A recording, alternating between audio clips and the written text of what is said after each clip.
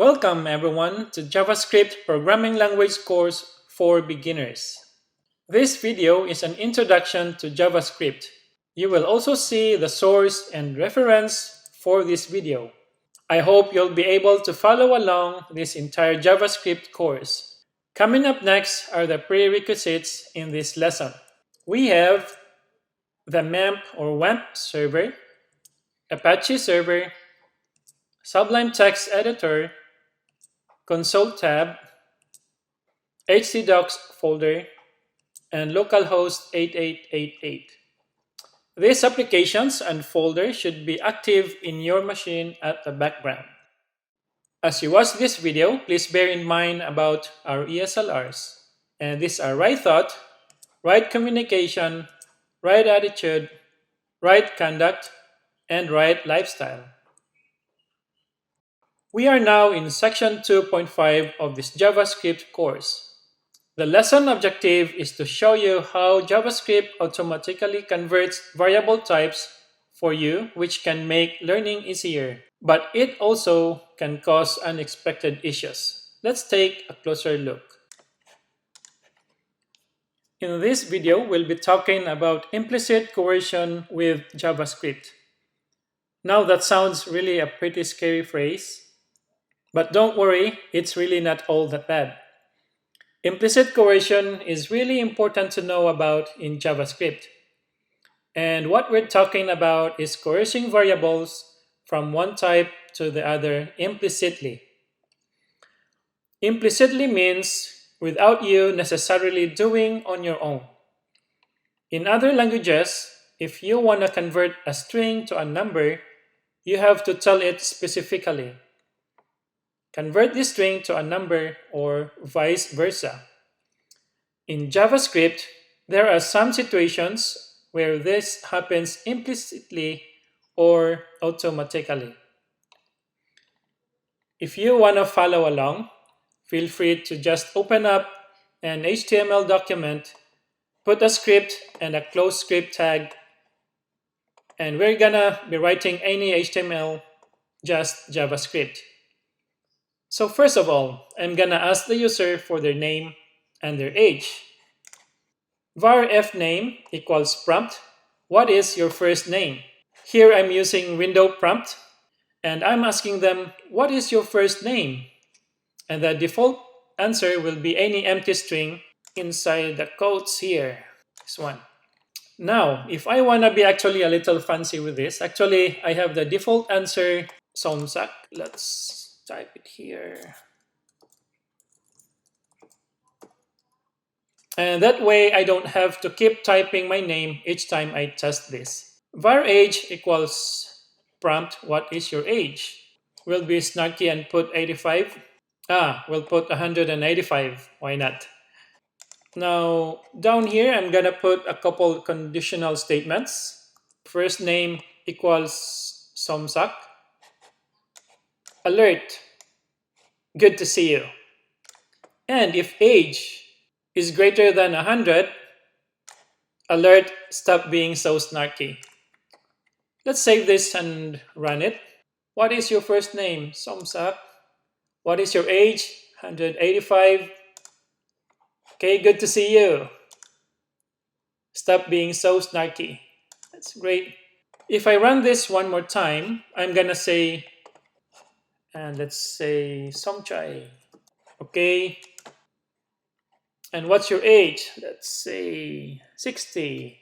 It doesn't do either of those. That's pretty simple, isn't it? Now in this situation, I actually do have a little bit of implicit type coercion going on. Well, here, if name is a string, that's what prompts return. And somsak is a string, there is no implicit type coercion going on. But this double equals, this one here, double equals, would allow implicit type coercion to happen because we're comparing the values, not the actual types and values. Generally speaking, we want to use a triple equals, and if age is greater than 100. Alert, stop being so snarky. Age is once again a string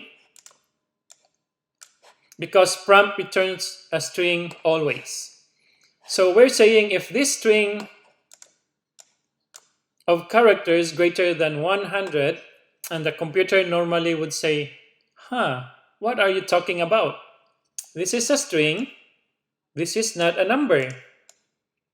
I can compare it with a greater than equal comparator. Instead, JavaScript says, oh, this is a string.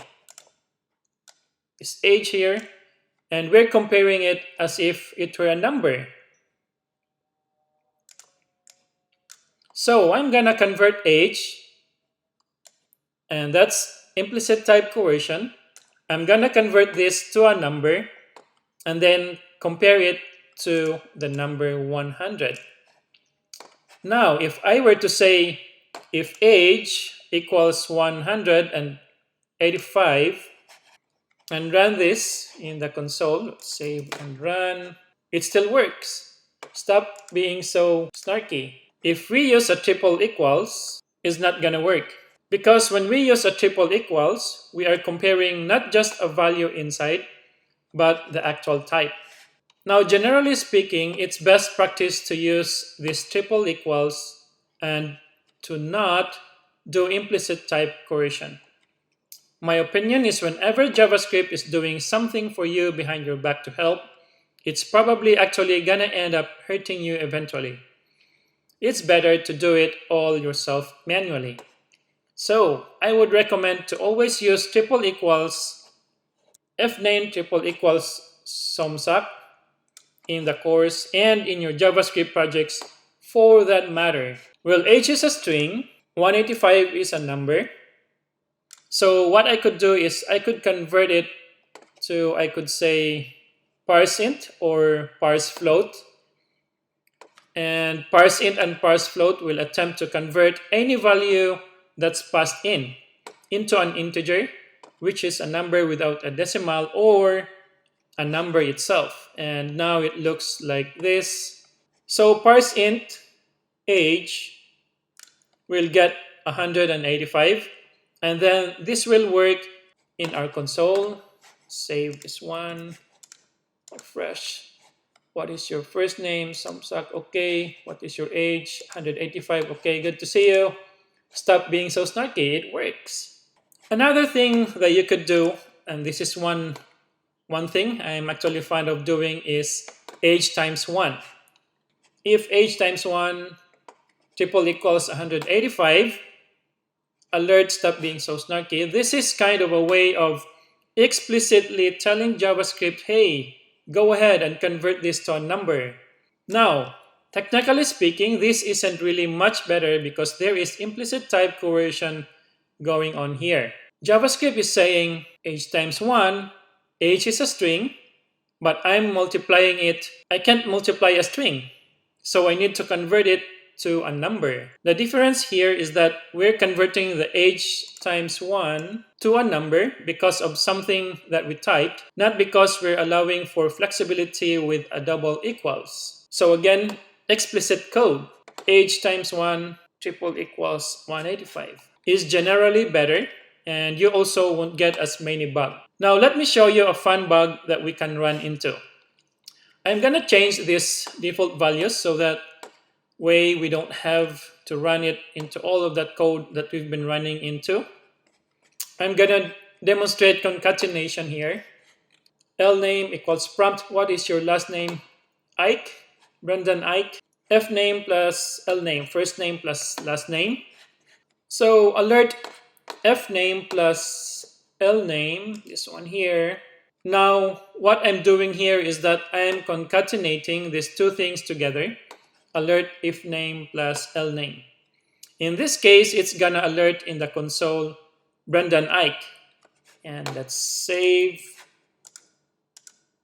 And you'll see what is your first name, Brendan Ike. What is your age? 100. Brendan Ike. We will use the internet to search and read about implicit type coercion in JavaScript.